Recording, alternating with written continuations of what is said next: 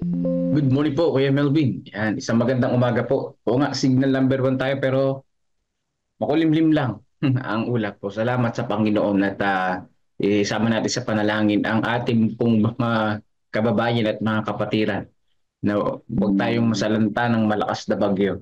Ayan. So, salamat sa Panginoon. Kahit signal number one, walang heavy rain. No? At wala pang pasok ang mga bata. Relax lang. Ano? So, review-review lang, basa-basa lang para sa mga kabataan. So sa panahon natin ngayon, marami ang namatayan. Ayan, la Sister Nati, kila Nanay Nati, dyan sa Kawain Bugtong, nakikiramay tayo. Ganun din po kila Sister Elnora, yung nanay nila, Elnora Malriano, yung kanilang nanay, parang ngayong araw lang o kanina umaga lang namatay. Ngayon din po si Dr. Medina, dyan sa Arcelias Church, na tubong kabyaw, eh, namatay na din siya. At ayun, nasa 80 plus o magna 90 yung kanyang edad kung hindi ako nagkakamali. Isama natin sa panalangin. Mamaya meron po tayong announcement kasi para po doon sa Lamay kay Dr. Medina dyan sa Arcelias Church sa Manila. So ngayon po tayo dadako sa ating pong pag-aaral. Ang proseso ng pagpapakinang. Ayan, September 17. Tayo po ay manalangin. Aming Diyos na siyang aming tagapagligtas, na siyang nagbigay sa amin ng buhay, nagpapakinang sa aming mga buhay, nagbibigay sa amin ng karunungan, amin pong idinadalangin, Panginoon, ang aming pong mga sarili. Tulungan niyo po kami, O Lord, na kayo po ang siyang patuloy naming maging sandigan, kaagapay namin sa buhay na ito, na puno ng mga problema, pero alam namin na kayo'y nariyan upang kami alalayan at kami hindi mabibigo sa aming buhay na ito sapagkat kayo po ay aming karamay, aming pag-asa, siyang aming manunubos. Panginoon, amin pong idinadalangin ang aming pong pag-aaral ngayong umaga na ito. Tulungan niyo po kami na maging makinang, mas makinang pa sa ginto bilang isang mananampalataya at nagtitiwala sa inyo. Salamat po, O Diyos, sa pag-ibig niyo po sa amin at sa pagdinig ng aming dalangin sa banal na pangalan ni Jesus. Amen. Sang-ayon po dito sa ating pong pinaka-key text. Ayan. Mga minamahal, huwag kayong magtaka tungkol sa mahigpit na pagsubok na dumarating sa inyo upang kayo'y subukin. Nawaring may isang katakatakang bagay na nangyayari sa inyo, kundi kayo'y magalak. Yamang kayo'y nakikibahagi sa mga pagdurusa ni Kristo upang kayo man ay matuwa at sumigaw ng galak kapag ang kaluluwa niya ay nahayag. Ito po ang pagkakasabi sa 1 Peter chapter 4 verses 12 to 13 na ang sabi po dito, huwag magtaka sa mga pagdurusa na ating nararanasan, kundi ating pong ano daw? Magalak. Bakit? Dahil naging kabahagi tayo sa pagdurusa ng ating pong Panginoong Heso Kristo. Ibig sabihin, hindi lamang tayo yung nagdanas ng ganun, kundi ang ating Panginoon. Magalak tayo. Bakit? At sumigaw ang sabi dito, dahil mahayag ang kalwalatian ng ating Panginoon sa ating pong mga buhay. O, kung si Jesus Christ nagdusa rin, tayo rin ay makakaranas ng mga pagsubok.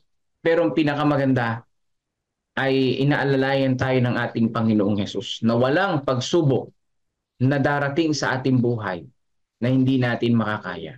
Ayan. Dahil yung pinahihintulutan lang ng Panginoon, yung kaya nating malagpasan para lang tumibay yung ating pangangatawan, tumibay yung ating buong katawan, ano? Magkaroon ng muscle. Alam mo kapag ka nag-exercise ka, eh talagang magkakamuscle ka, di ba? No? O yung misis ko, first time mag-exercise kahapon. Ngayon, masakit yung katawan niya, hindi siya makabangon. Kailangan niya lang ulitin uli yun para mawala yung sakit. So, ganun yun mga kapatid, no? O, alam, mag-exercise, pagka first time mag-exercise, sasakit ang katawan mo. Pero pag tuloy-tuloy mo na, nag-gain ka na ng strength, nag-gain ka na ng muscle, hindi na sasakit basta-basta yung katawan mo. Tuloy-tuloy lang mga kapatid ko. So, ganyan lang pagsubok sa ating buhay. Nagkakaroon tayo ng spiritual muscle. Sabi dito sa mga makalangit na dako, may layunin ang Diyos sa pagpapadala ng pagsubok sa kanyang mga anak. Kailanman ay hindi niya sila pangungunahan ng taliwas sa pipiliin nilang pag-akay sa kanila. Kung makikita nila ang wakas mula sa pasimula at maunawaan ang kalwalatian ng panukalan ng kanilang tinutupad bilang mga manggagawang kasama niya. So sabi dito, yung layunin ng ating Panginoong Diyos ay sa pagpapadala po ng mga pagsubok, ano daw po? Kailangan nating maunawaan. Ito pala ay pagpapalakas ng ating pong pananampalataya. Dapat pala maintindihan natin ito kung ano ang benepisyo nito sa atin. Huwag natin titignan ito na isang negatibong bagay. Yan. Yan lang lagi natin tatandaan. Ibig sabihin, talagang kapag ikaw sinusubok, lalapit sa Panginoong Diyos. Di ba? Bakit? Dahil pinintulot niya ng Panginoon yung maliit na pagsubok na yan. Malalagpasan natin yan at magkakaroon tayo ng strength galing sa Kanya. Ipinailalim niya sila sa disiplina upang pakumbabain sila, pangunahan sila sa pamamagitan ng pagsubok at kahirapan upang makita ang kanilang kahinaan at mapalapit sa Kanya. Ano po ang sabi dito mga kapatid? Tayo po ipinailalim sa disiplina at ano yung layunin ng Panginoong Diyos para magpakumbaba tayo, para tayo ay pangunahan, para yung buhay natin, dahil tayo nagpakumbaba, pinapayagan natin ng Panginoong Diyos na manguna sa ating pong mga buhay. Yan. Manguna sa ating mga buhay. At sabi dito, para po makita rin natin yung ating kahinaan at doon tayo magpalakas. Bakit? Bakit kailangan natin makita yung kahinaan natin? Sino ang gusto nyo makakita ng kahinaan nyo? Tayo o yung kaaway? Pag nakita ng kaaway yung kahinaan natin, mga kapatid ko, doon tayo babanatan ng kaaway. Doon tayo lilinlangin ng kaaway. Kung saan tayo mahina, doon tayo sasalakay ng kaaway. Kaya kinakailangan makita natin agad yung kahinaan natin. At salamat sa Panginoon sa pamamagitan ng pagpapahintulot ng pagsubok sa ating buhay na kaya lang naman nating lagpasan. Nakikita natin yung ating mga kahinaan, mapalakas ito at tayo ay maging matatag sa Panginoong Diyos. Di ba? Napakaganda noong ginawa ng ating Panginoon. Ang mga Kristiyano ay mga hiyas ni Kristo. Yan. Ano daw? Ang mga Kristiyano ay hiyas ni Kristo. Ang hiyas ng mga magulang ay ang kanilang mga anak. Di ba? Ang hiyas ng asawa ay ang kanilang asawa. Dapat silang magliwanag ng maningning para sa Kanya, na isinisilay ang liwanag ng Kanyang kagandahan. So tayo po ay nagiging mamahaling hiyas, nagiging maningning tayo. At yung kaningningan natin, yung kalwalatian ng Panginoong Diyos. Ang kanilang kinang ay nakasalalay sa pagpapakintab na kanilang tinanggap. Maari nilang piliing maging makinang o manatiling hindi. So sabi po dito mga kapatid, pwede natin piliin na makinang. Paano tayo magiging makinang? Sa pamamagitan ng pagtanggap sa Panginoong Diyos, sa pamamagitan ng pagtatagumpay sa mga pagsubok. Paano tayo magtatagumpay sa mga pagsubok? Ang ibig sabihin ng pagtatagumpay sa pagsubok, hindi yung basta nalagpasan mo, kundi during pagsubok, nagtiwala ka sa Panginoon at hindi nagmurmur. Yung bayan ng Israel, sa mga pagsubok na kanilang pinagdaanan, nalagpasan nila yung mga yon. Kaya lang sa bawat paglagpas nila sa pagsubok na yon, nagmumurmur sila sa Panginoong Diyos. So hindi totoong pagtatagumpay ang kanilang naranasan. Kaya at the end, hindi sila nakapunta sa lupang pangako na binigay ng ating Panginoon. Biruin mo, lahat ng patnubay nandun na. Bagamat nandun yung pagsubok, hinahayaan ng Panginoon yung mga pagsubok na dumating sa kanilang buhay. Yung pong tag-init, tag-ulan, taglamig, hinahayaan ng Panginoon. Pero makikita naman natin sa story na yun na ang Panginoong Diyos nagpo-provide ng shelter para sa kanila. Nagpo-provide ng pagkain para sa kanila, ng tubig para sa kanila. Ang problema lang yung bayan ng Israel, sila ay nagmumurmur, nagrereklamo. Kaya mga kapatid, ang tunay na pagtatagumpay sa mga pagsubok sa buhay ay hindi yung basta makalagpas ka lang sa mga pagsubok. Kundi sa bawat pagsubok na lalagpasan natin tayo ay nabibuild yung pagtitiwala natin sa Panginoong Diyos at hindi nabibuild yung pagrereklamo natin sa ating tagapagligtas, di ba?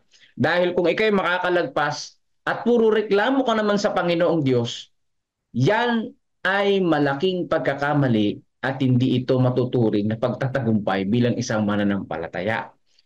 Ngunit bawat isa na ipinahayag na karapat-dapat sa isang lugar sa templo ng Panginoon ay dapat pasailalim sa proseso ng pagpapakinang. Ano po yung proseso ng pagpapakinang?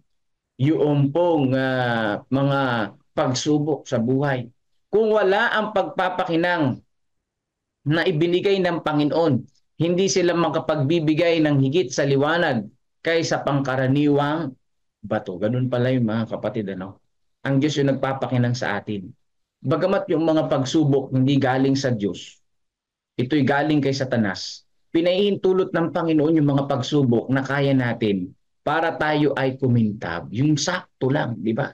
Na pampakintab. Yung eksakto lang. Hindi sobra, hindi labis, mga kapatid. At hindi rin kulang. Tama lang. Ang Panginoong Diyos ang nagtitimpla niyan, nagpapahintulot. Sasalakay ang kaaway, ang Panginoon talagang ibablock yung mga hindi natin kaya, yung sobra na para ikamamatay natin, ibablock yan ng Panginoong Diyos, at yung kaya lang natin yung lalagpas. Napakabuti ng Panginoon. Para tayo ay maging makinang. Ibig sabihin, para tayo ay maging dalisay. Para tayo ay maging maningning yung kalwalatian ng Panginoon. Sinasabi ni Kristo sa tao, ikaw ay akin, binili kita. Ngayon ikaw ay isang magaspang na bato lamang. Ngunit kung ilalagay mo ang iyong sarili sa aking mga kamay, aking pakikinangin ka, at ang kinang na magliliwanag, ka ang magdadala ng kalwalatian sa aking pangalan. So ang Panginoong Diyos ang nagpapakinang sa atin.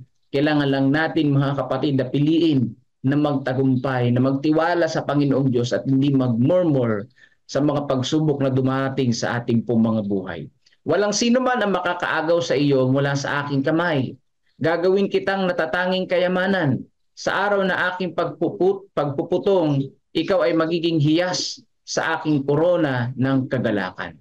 Sabi po dito, mga kapatid, yan na nakalagay sa John chapter 10 verse 28, hindi po ako nagkakamali, di ba? Na kapag tayo ay nasa kamay ng Panginoon, walang makakaagaw sa atin. Walang makakaalis sa atin. Yan. O, dyan din nakuha ng mga yung doktrina ng one save, always save. Kapag nasa kamay ka ng Panginoon, walang makakaagaw sa iyo. Tama naman talaga.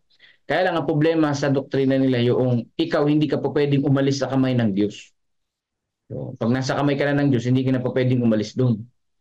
Nahawakan ka na ng Panginoon at hindi ka na maaalis. Pero pala sa Biblia, meron palang tinatawag na apostasy, sabi sa Pedro. No, yung apostasy, nasa kamay ka na ng Panginoon, umalis ka pa. So, ibig sabihin, may pagpipili ka pa rin na umalis sa kamay ng Panginoon. Pero kung nananatili tayo sa Panginoong Diyos, kapag tayo ay hawak ng Panginoon, kailanman hindi tayo pababayaan niya.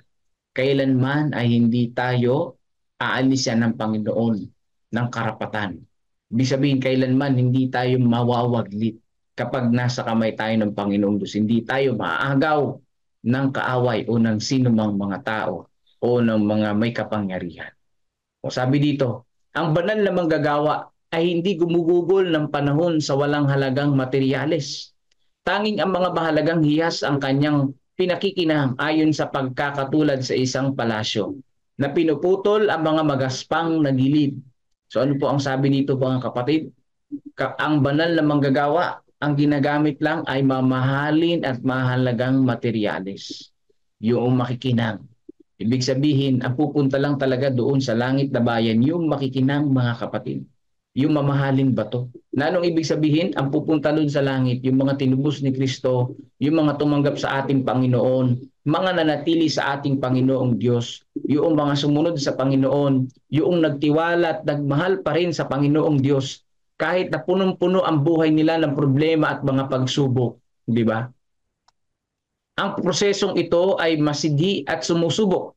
Sinasaktan nito ang kataasan ng tao. Si Kristo ay humihiwa ng malalim sa karanasan na sa palagay ng tao sa kanyang pagsasarili ay kumpleto at inaalis ang pagmamataas mula sa karakter.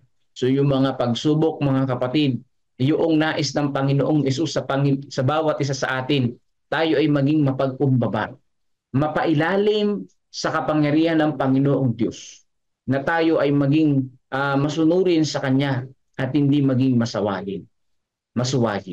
So ang nais ng ating Panginoon sa ating mga buhay ay magtamasa tayo ng pagpapala galing sa Kanya. No? Na tayo mga kapatid ay maging mapagpakumbabang mga mananampalataya. Ibig sabihin, kung mayroong pagmamataas sa ating buhay, kapag mayroong pagmamataas sa atin, no, tayo ay ma-pride pa rin. Nako, marami pa tayong dalangin na gagawin. Kumbaga sa sinasabi nila, marami pang bigas na kakainin. O sa atin naman, marami pang pikit ang kailangan. Marami pang pagluhod ang kailangan. Para nang sa ganung gayabayan tayo ng Panginoon para tayo maging mapagkumbaba. Kapag hindi ka nakikinig sa opinion ng ibang mga tao at ang gusto mo lang ang masunod, gusto mo lang yung sarili mo lang yung masunod, kailangan mo pa ng maraming panalangin. Bakit? Bilang isang mananampalataya, ang pinakamataas na dapat ma-attain ng ating karakter ay maging mapagpakumbaba. Ayun pala yung pinakamataas na dapat ma-attain. Ano sabi ni Jesus Christ? Kung sino man ang gusto maging leader, siya muna ay maging tagasunod, maging servant muna, ang sabi ng Panginoong Diyos. Pinuputol niya ang sobrang bahagi at inilalagay ang bato sa nagpapakinang na gulong. Dinidiinan ito ng malapitan upang ang lahat ng kagaspangan ay maalis. So ganyan po mga kapatid ang pagdisiplina ng Panginoon. Kaya sabi ng aklat ng Pedro, magalak tayo. Bakit? Yung magaspang sa ating karakter, ang Diyos ang umaalis. Basta ilalapit lang natin ang ating sarili sa ating Panginoon.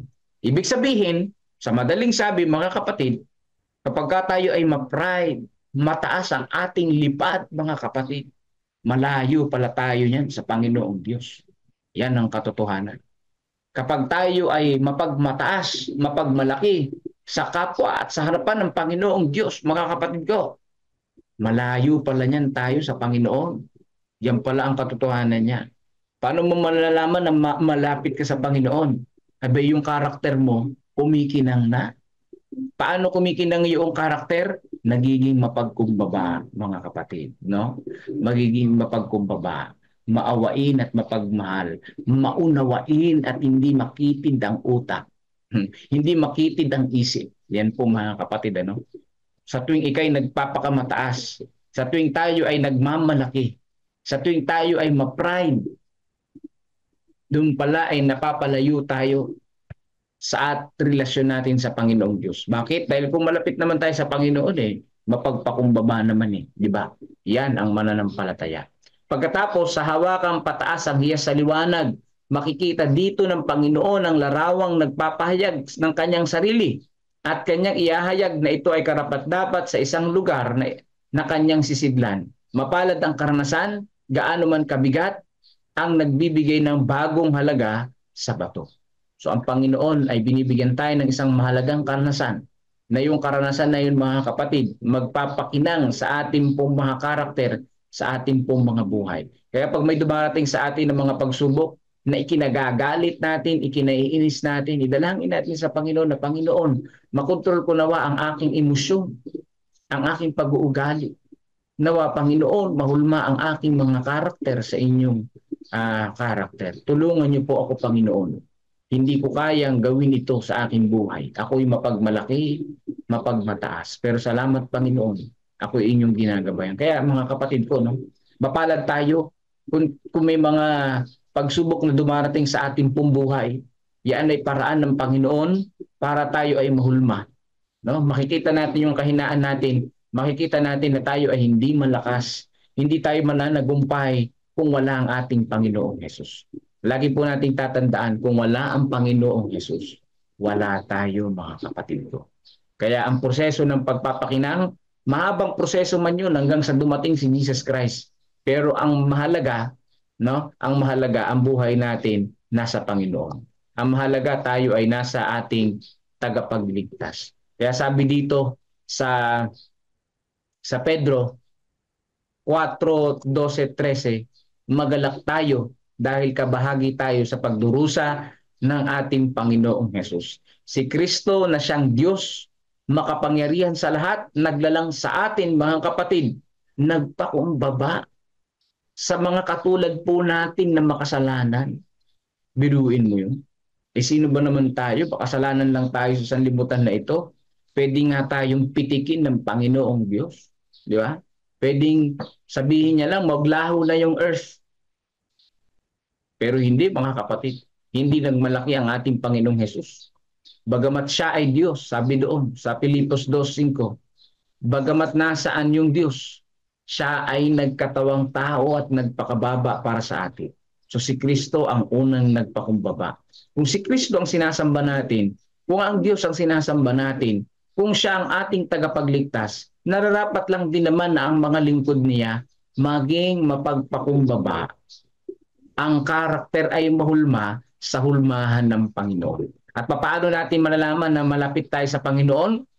Kapag tayo ay hindi na mapagmataas at mapagkumbaba na tayo.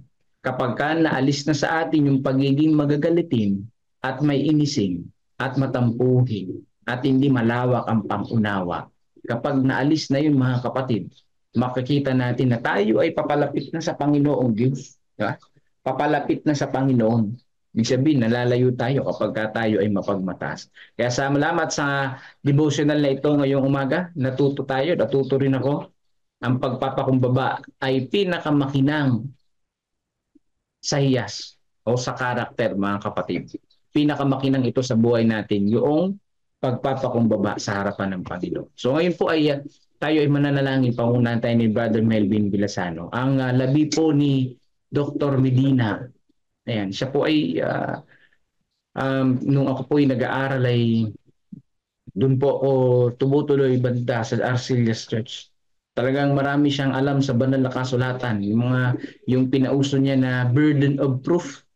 Kailangan kapag ka nagtanong ka tungkol sa doktrina sa ibang reliyon, meron kang burden of proof, no? Talagang parang counter yun mga kapatid sa katanungan noong na nagtatanong sa iyo. Si Dr. Medina ay isang lingkod ng Panginoon sa kanyang pagbi-medical mission. Marami mga natayo mga simbahan. Yung Gout Church, natayo yan. Nagpasimula yan sa pagbi-medical mission din nila Dr. Medina. Gayon din po ang Arcelius Church. Kaya po sa mga nais makiramay, ang sabi po dito ng ating elder doon, Ninong Sani Abidanya ay September 28 ng gabi, nandun na yung labi sa Arcelius Church. Hanggang October 1. October 1 ay babalik na yun sa St. Peter sa Quezon Avenue at ikikremate yung kanyang labi. Kaya sa nais pakiramay, ayan, pupunta rin tayo doon 28 to October 1 yung pong labi ni Dr. Medina. Bagamat namatay siya noong mga nakarang araw pa, mahaba yung kanyang lamay, no? Doon mula pa sa St. Peter dadalhin sa Arcelius Church. At mula 28 ng gabi ay tuloy-tuloy yung paglalamay doon sa labi ni tatay, ni Doc. At ikikremate siya. So sama natin sa panalangin ang Medina family. At dagay din po ang bawat isa sa atin at mga kapatiran natin na namatayan sa mga oras na ito. Ayan, sila Sister Elnora Mariano, yung kanyang nanay, at kakapost niya lang kanina. At yun din po si Sister Nati. Ayan, isama natin sa panalangin na i-comfort sila ng ating Panginoong Diyos sa mga oras na ito. So pakinggan na po natin ang awit, papuri sa ating Panginoong Diyos at panguna sa panalangin ni Brother Melvin Vilasano. Amang banal na makapangyarihan sa lahat. Salamat pong muli sa umaga na ito na muli nyo kaming ginising na kayo pong aming nakasama sa umaga na ito. Salamat sa lesson na aming narinig na siyang nagpaalala sa amin na kami ay napakahalaga po sa inyo sapagkat sa aming pagiging magaspang kami nais nyong pakintabin, pakinangin upang maging karapat-dapat yan sa langit na bayan. Salamat sa pag-asa na bagamat narito kaliwat kanan ng pagsubok dumarating sa aming buhay, ay kami ay kasama po ninyo na magtatagumpay. Dahil kung kami man ay nagdurusa, kayo rin naman po ay nagdurusa nung kayo narito sa lupa. Salamat at patuloy na ang aming pag-asa ay lumalakas na kung papaanong kayo nagtagumpay, kami rin naman ay magtatagumpay. Dalangin po namin na aming makamtan ang pinakamakinang na bahagi ng aming karakter kung saan matutunan namin ang pagpapakumbaba po sa inyo sa lahat ng mga bagay na tuluyang isuko ang aming buong sarili po sa inyo, na aming sundin lamang ang inyong kalooban at hindi ang aming sarili. Maraming salamat po sa patnubay at gabay. Tunay na kami nabe-bless sa bawat umaga. Sa pagpapatuloy, nais po namin isama sa panalangin unang-una ang bagyo na paparating. Nawa ito ay hindi makapinsala sa mga tao at kami po ay samahan kung ito man ay magiging malakas. Ito kami ay maging matatag at maigayak namin ang aming mga paligiran. Ito hindi mapinsala. Dalangin din po namin patuloy ang mga kapatiran na nawala ng mahal sa buhay. Patuloy na i-comfort kanilang buong pamilya sa mga sandali ng kalungkutan na ito. Kasama namin sina Sister Nati, Sister Elnora, Maria, ang family ni Sister Nati, family ni Sister Elnora Mariano, at family ni na Dr. Medina. Patuloy na kaming samahan sa aming kalungkutan sa mga sandali na ito. At kami ay alam namin na nariyan kayo para kami ay patuloy na hipuin aming mga kalungkutan. At salamat sa mga pangako na sa kabila ng malungkot na sandali na ito, kami maaaring masaya kung kami ay lalapit sa inyo at makikita namin ang inyong kabutihan sa aming buhay. Dalangin din po namin patuloy si Sister Hannah Lopez sa kanyang operasyon ngayong araw na ito. Alisin po ang pangamba sa kanyang puso at kayong makita niya na gumagamot sa kanya upang sa kanyang paggaling kayo ay makanyang makasama at maranasan ang kanyang biyaya at pagpapala. Dalangin din namin patuloy ang revival and reformation na gagawin sa Kawayan Bugtong. Nawa ito ay maging patuloy na pagpapala sa mga kapatiran, mapagpalakas ng kanilang pananampalataya. Amin din panalangin sa patuloy ang kagalingan kay Sister Vicky Jimenez na siya ay maaaring may masamang pakiramdam sa araw na ito. Patuloy nawa siyang hipuin na niyang mapagpagaling na kamay. Dalangin din po namin patuloy iba pang may mga prayer request sa karamdaman. Sina Kenel de la Cruz at gayon din siya patuloy na pasalamat at kagalingan kina Sister Lorna Paz at patuloy na recovery at kalakasan kay Kuya Daniel Gonzales at sa iba pang mga pinagaling sa karamdaman. Dalangin din namin patuloy ang kagalingan kay Irian May Melihor, kay Melva Tabios Jenson, kay Brother Bitoy Castillo, Ate Gloria Vicencio, Teresita Dairit, kasama rin yung kanyang anak at mga apo. Nawa patuloy na ang Holy Spirit ay humipo sa kanila at makasama niya sa pananampalataya at sa pagsamba.